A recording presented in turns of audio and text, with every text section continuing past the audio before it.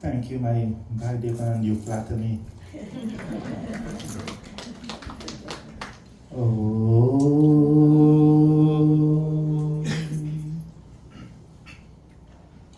Om Deva Savita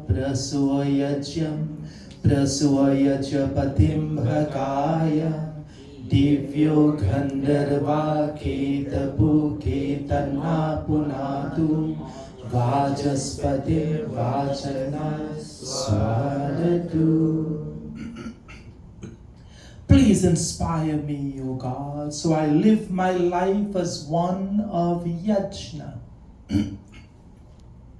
O God, creator of pure knowledge, may divine water sustain, purify, wash me clean, wash my thoughts clean.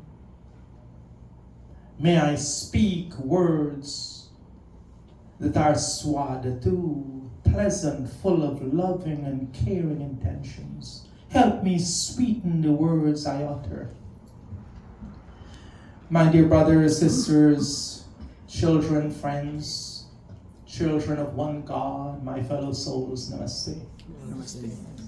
Imagine that you're scheduling a yajnya, either at your home or you call by Balram, and you ask him to schedule a Sunday for you. You want to be a part of Yajnya, celebrating your birthday like Auntie Sham. So my question to you today is this: what is a Yajnya? What is a Yajnya? Is this a Yajnya? Is this there? Is this all there is? Auntie Sham, you're celebrating your birthday. Is this what we did here today, your complete Yajnya? You see, in today's fast-moving, busy world, we hear this word Yajnya, and all we can think about is Havan Kund, Pandit chanting, leading and delivering his Pravachan or his sermon. We visualize the offerings of ghee and samagri into the fire while Vedic mantras are chanted, and that in our mind is what we think a yajna is. Is this it? You see, this is just not true.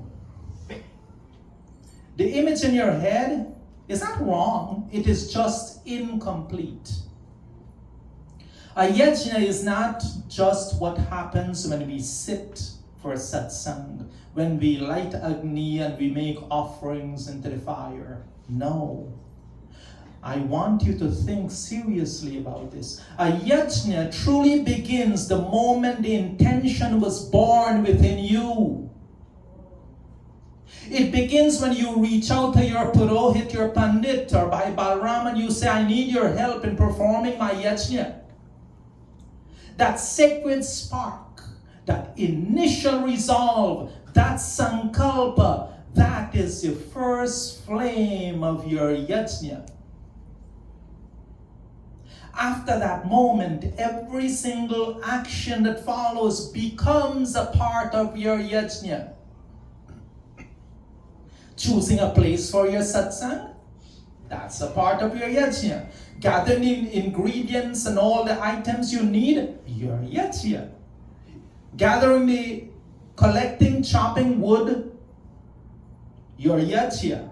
Coming in early to help lay down the sheets. How many times we see people celebrating their birthday and they're late?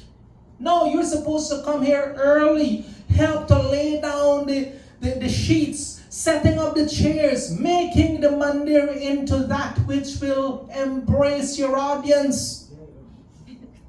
When you prepare food with love for those who attend, or are you paying for the food with your own hard-earned money? That too is your yajna.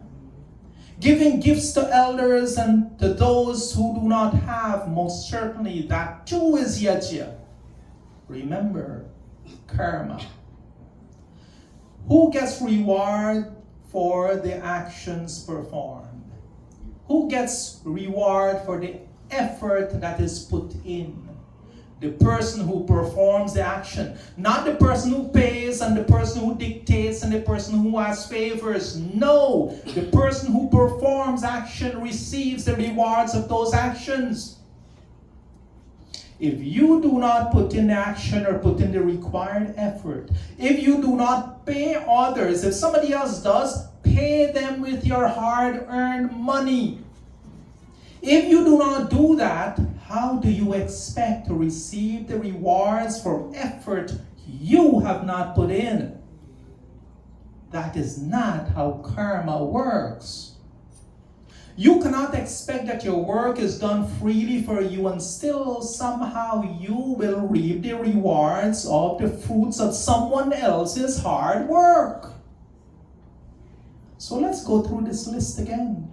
Gather ingredients, all items you need. You or your family should be doing that.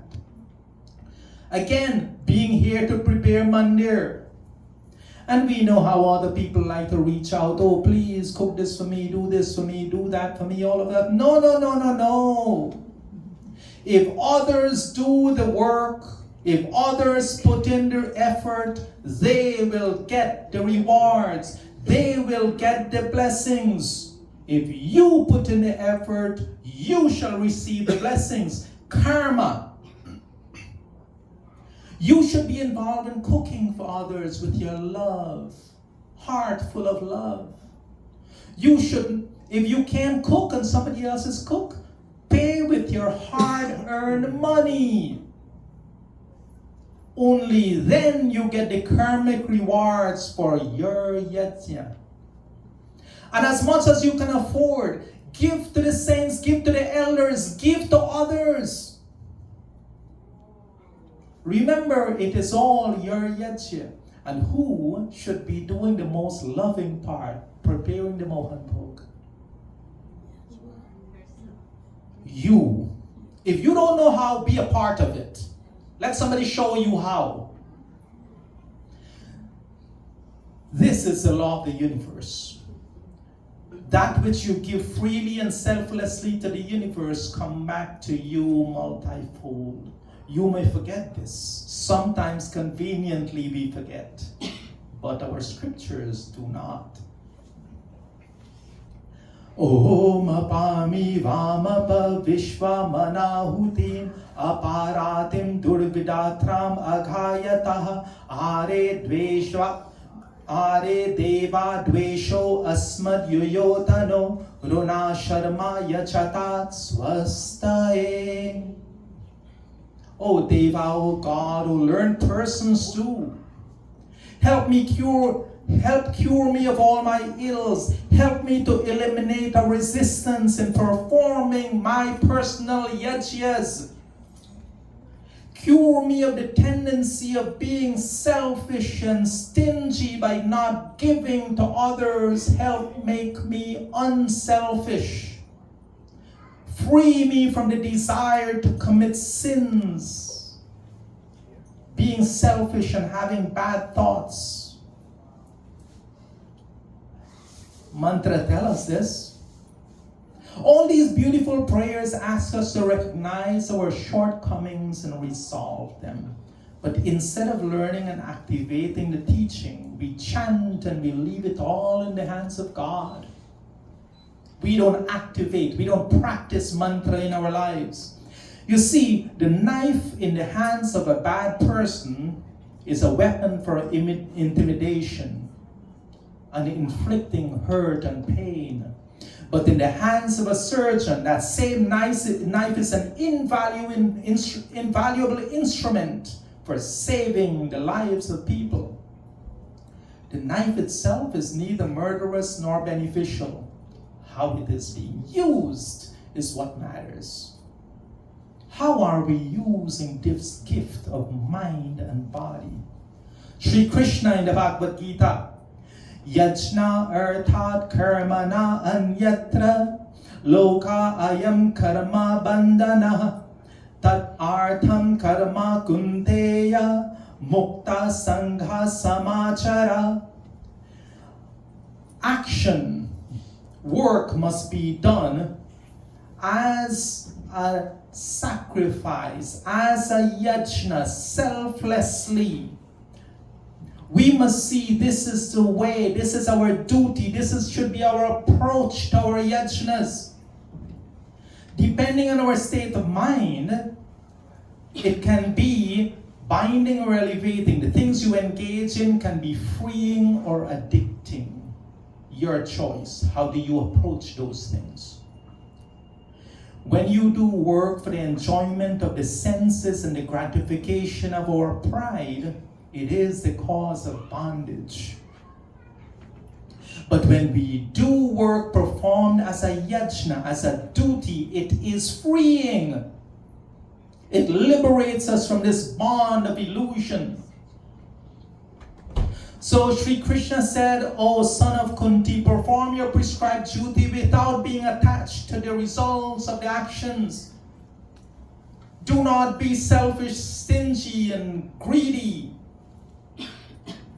Yajna dana tapa karma natyajyam karyam eva tat yajna danam tapaschaiva pavanani manishinam.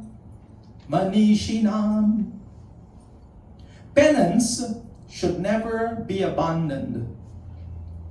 Actions should always be selfless. Charity, selflessly giving of yourself. You know, you should not give because Pandit Jag always tell you to give freely.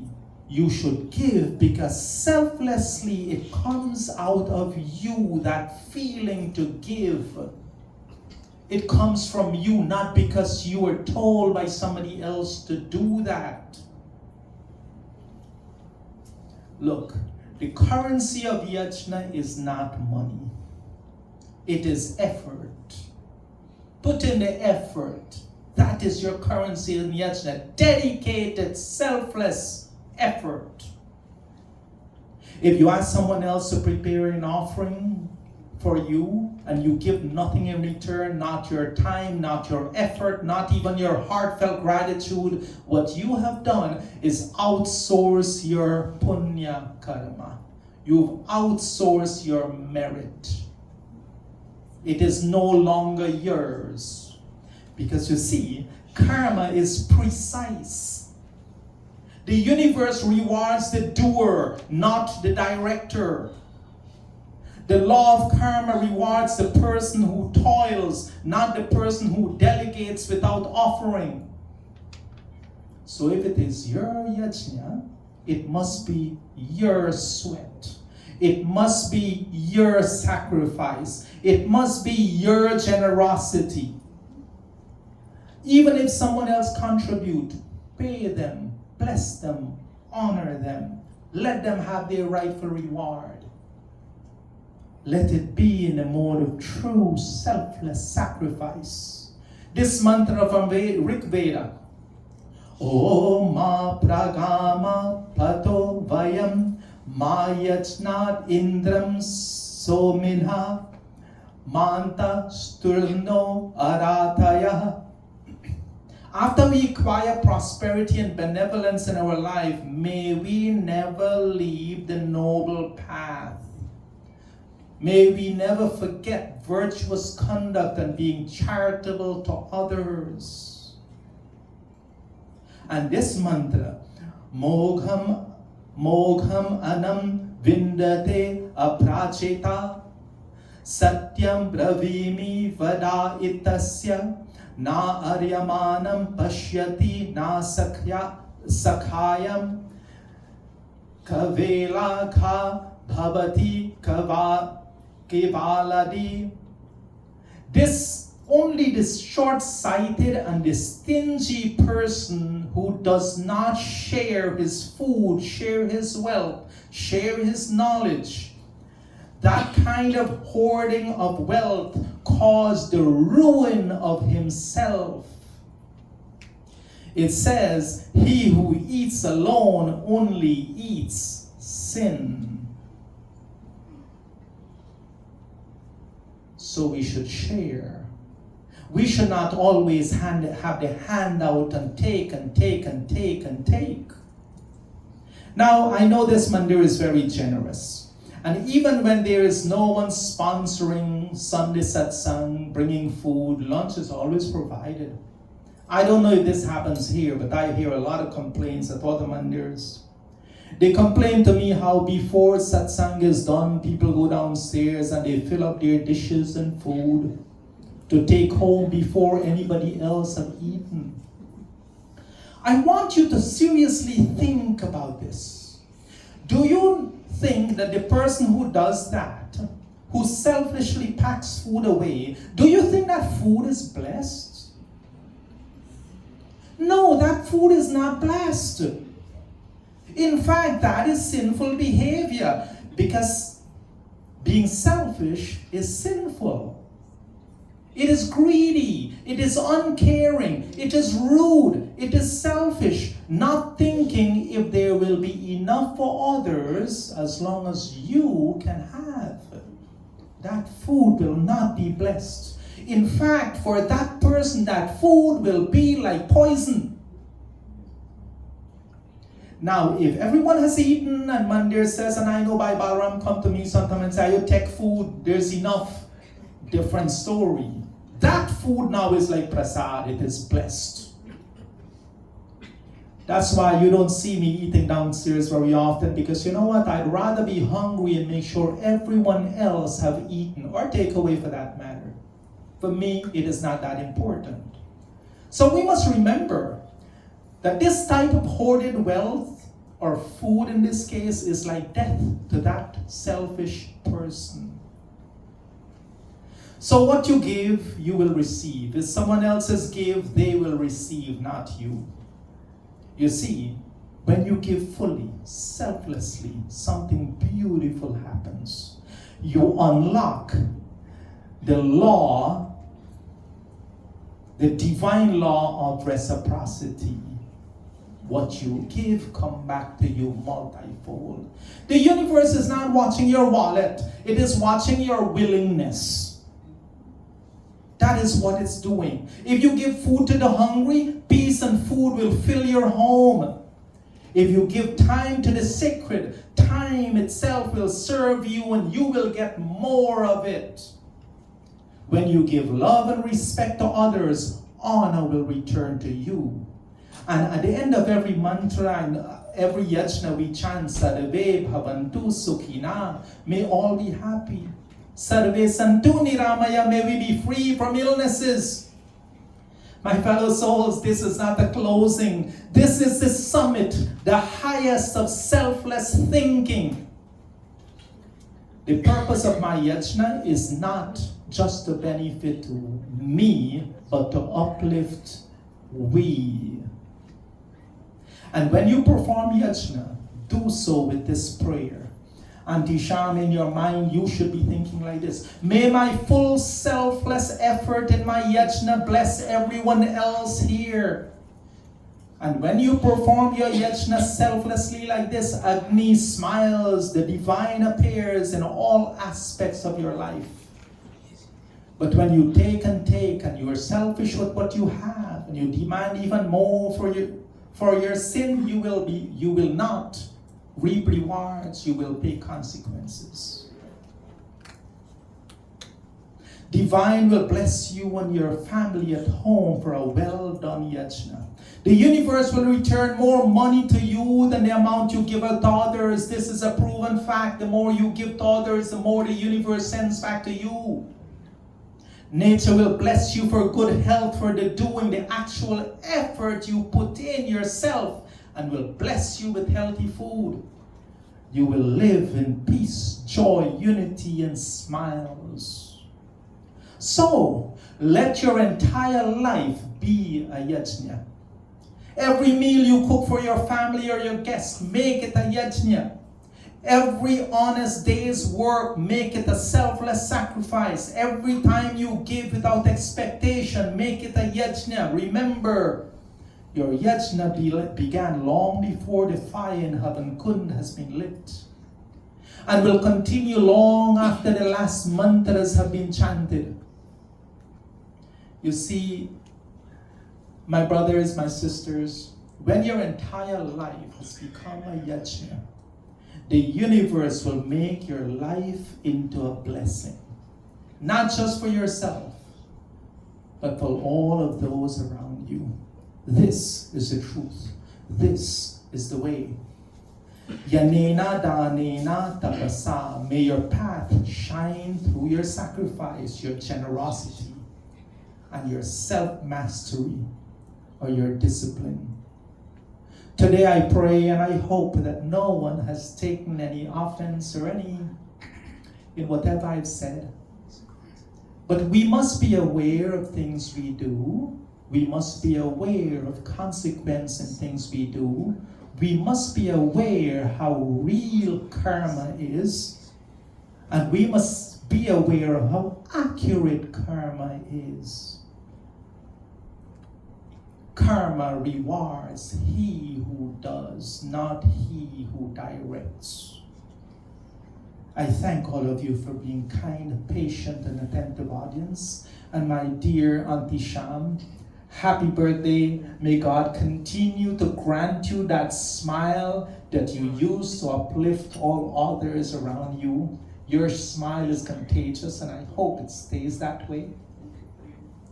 Om Purnamadaha Purnamidam Purnat Purnamudachyate Purnasya Purnamadaya Purnamevavashishyate